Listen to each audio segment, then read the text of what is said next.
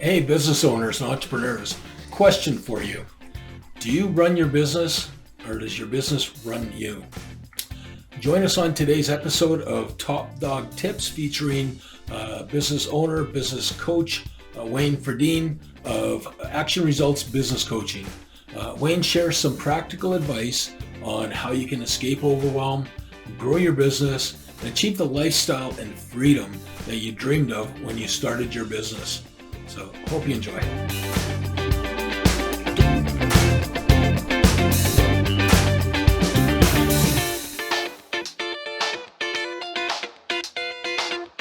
Hey, Wayne, welcome to the show. Oh, Greg, happy to be here. Excellent, excellent. So, Wayne, we've had this discussion. Lots of people are drawn by the mystique and the allure of being an entrepreneur. It's pretty sexy to be an entrepreneur these days. There's lots of glory, the fantasy of telling your boss to take the job and shove it, and being your own boss and master your own destiny. It's all there. It's all good. There's lots of those upsides that are available and real. However, not everybody's cut out to be an entrepreneur, and there's some real challenges with it. Being an entrepreneur, you're facing difficulties around your mindset, keeping your mind sharp. It's a pretty lonely gig, and not a lot of people understand why you do what you're doing. And it gets especially tough when your people closest to you don't really get it. Thanks, Greg. I mean, you nailed it. But it's not all bad news. I mean, it sounds horrible to become an entrepreneur, but it's not. I mean, the upside is so fantastic. I think the biggest challenge most entrepreneurs face is they go into it with a tremendous amount of excitement and enthusiasm, and it's typically because they're highly skilled at doing something and want to turn that passion into a business. The unfortunate reality is they don't learn how to run a business, in trade school, for example, or in law school, or doing their accounting practice. They become expert in a skill, but they don't become experts in business. And when you look at it and you think about all the challenges that they face, it can seem overwhelming. But when you break them down into individual problems and dissect them and show that business owner how to work through that problem, all of a sudden they start to see a light at the end of the tunnel that might not just be a train.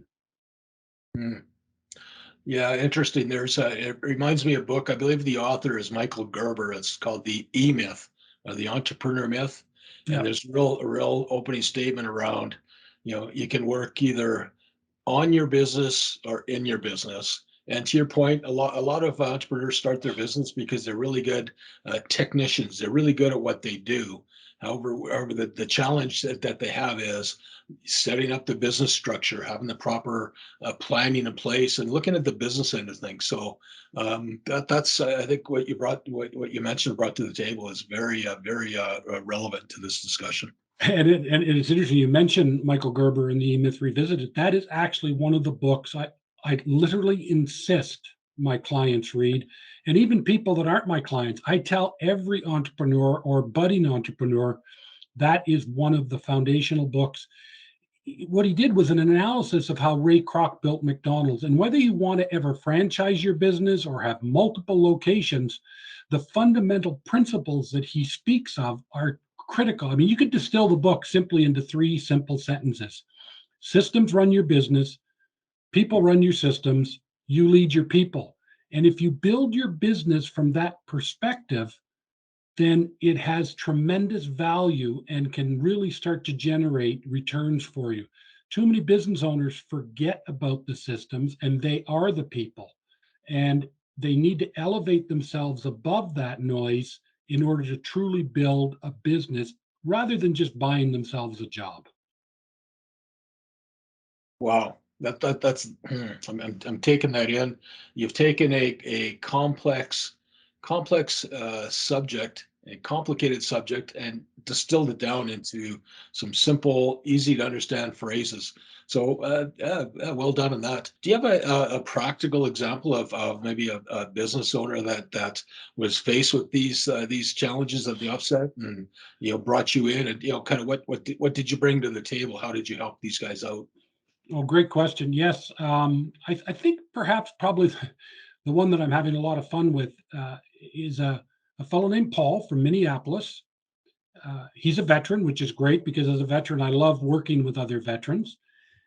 He's a welder, but he's not a welder. He actually does fine furniture as a combination of steel and wood. Really, he's an artist. Yeah.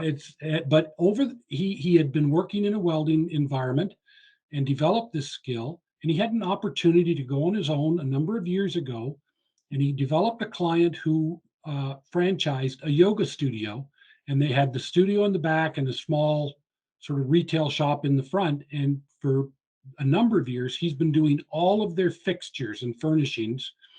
And he would do anywhere from 10 to 15 locations a year, and he made a pretty darn good living doing it.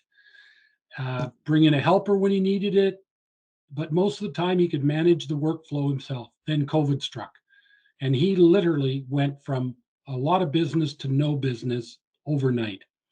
Wow. If it hadn't been for some of the relief programs available in the US like we have here in Canada, he probably would have lost his business. He reached out to me last March, and I understood what he was trying to do. And the biggest thing we had to do for him was expand his customer base. He could never be reliant on a single client. And that's not uncommon for a lot of small business owners. They often will have one or two clients that generate, in some cases, 75 to 90% of their revenue. And if they ever lose that client, they're in trouble. So what we did together was we put together a very targeted plan to start creating new clients. When I met him, he was advertising on Craigslist to try and do, $400, $500, $600 jobs. Craigslist, really? Yeah, it just trying to keep the lights on. He just was trying to, survive. And then, but one of the really neat things, and it's kind of a follow-on, was he had created some really neat sort of backyard drink stands, really nice things, and was selling them through a couple of shops for $40, $50 each and making a little money on the side. Okay. So he's very creative. He had some ideas. But what was interesting for him was he got a referral to a wealthy couple who have a two-tier deck, and they wanted a steel and wood spiral staircase from the upper deck down to the lower deck and ground. And he did up all of his normal workups, and he came up with a proposal. And I said, well, send me the proposal. And it was one-page PDF. And I said, this isn't going to work. I said, there's nothing here. There's no value. You're just sending them a number, and you're asking them to make a decision simply based on a number with no context.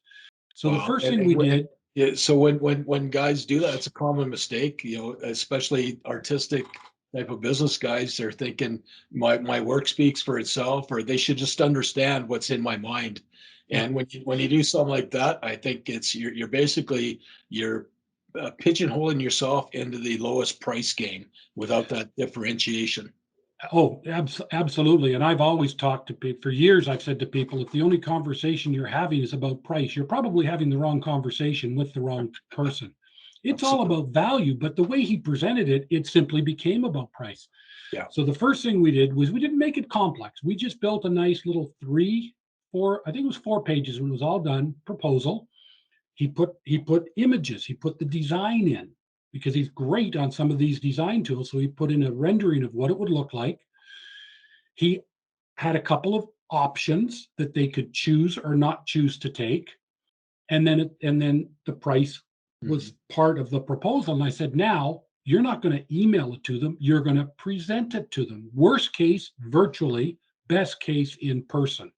Yeah. Oh, I can't do that. I can't do that. Yes, you can. He actually comes across really well. He's a nice looking young man. He's articulate. He just was scared to death, like so many small business owners, about having that face-to-face conversation. And he said, well, I'm not a salesman. I said, I don't want you to be a salesman. I just want you to show them the value in what it is you're offering them. So what we did was we role-played it. The first 2 times, he role-played it with me, and then I brought my wife in so she could be the spouse in this. So he understood that he had to address concerns of both her and the husband, because we don't know at this stage who's really making the decision. And if you're not addressing both decision makers and addressing their potential questions, concerns, or objections, you're missing out on the potential. So we role played it, and he said, okay, I'll do it. Well, he said, I'll try. And I said, no. Remember Star Wars. There's no try. There's do or don't do. Yoda. I have a little Yoda on my desk. My golf driver head covers a Yoda my kids gave me a couple Oh, of that's years funny. ago. Yeah, But right on. it was so much fun. He actually went over. He did the presentation. He phoned me from the driveway. He hadn't even left. He just phoned me. He said, "Oh my God, they bought everything. The upsells, everything." He was so excited. Wow. That was a Fantastic. that was a big job. But here's the important lesson that he took from it. He said, what he came out of it was, I can do this. Over the course of the year, that about $12,000 sale renewed his business. And last year, he had his best year ever, more than double any other single year. And it all came from the confidence in how to properly prepare and present proposals where he could show off his value proposition, and price became effectively irrelevant. Wow. Wow. That's a powerful story, a powerful lesson. It's the going back to the very first comment I made around mindset. You know what? Get out of your own way. There's such fear about being perceived as a salesperson. Yeah. He's literally on fire. It is so much fun. Our weekly sessions are full of energy, and Yeah. now we're looking, okay, how do we replicate that year, and how do we build the systems? We talked earlier about the E-Myth and systems. How do we now create the systems? Because quite frankly, that huge year he had was all him. Yeah. It was all him. And if he'd have gotten sick for a few weeks, he might have not been able to deliver on jobs. He now understands the importance of creating the systems that he can Yeah. plug people into. He built those great little drink stands. They're an incredible gift for realtors to give to new homeowners when Okay. they make a sale or make and so now we're putting together a specialized targeted campaign, and he'll probably have to hire a salesperson, and then he can just get a production welder to come into his shop. But we've worked out the numbers that he can add an extra almost $100,000 a year to his net profits and not do anything except bring the people in to run the systems that he's created. That's cool. You've opened up a whole world and realm of possibilities and opportunities by taking that first step out of your comfort zone. So, other business owners, entrepreneurs that are out there, some great lessons in this episode. So, Wayne, if our clients, or our readers, or viewers want to reach out to you, what's the best way to connect with you? Um, this is going to sound very old school, a phone call. One of the things I've come to understand is that so many small business owners, that they're working so hard, the 50, 60, 7 hour a week, and they're not sitting behind a desk in their office most of the time. So attempting to do a virtual call with them is a struggle. And ultimately it doesn't happen. But they can sit in their car or their truck between appointments, and I just want to have a 15, 20-minute phone call. Let's just understand a little bit about where that business owner has challenges. They typically live in one of three realms: time, team, or money. And if we can identify what their biggest challenges that faces them, then we can turn around and say, okay, well, now that I understand the problem you're facing, now let's schedule that 45-minute virtual call where I will show you how working together we can help you through that problem. And there's no strings attached. And that tends to work really well. So I just have a link on I've got an online calendar, takeactionresults.com /15-minute. And they get into my calendar, book that phone Awesome. call. Really Well, simple. that's all that. Thank you for that. So, all that information is going to be in the banner that's attached to this video. Okay. So, thanks for that, Wayne. That's all the time we have for today's episode. So, remember, if you enjoyed the episode, to like, comment, and share. Tell your friends. Be sure to subscribe to our YouTube channel so you don't miss another episode of Top Dog Tips, no BS, practical business advice. Thanks for your time today. Thanks for having me on, Greg. Appreciate it.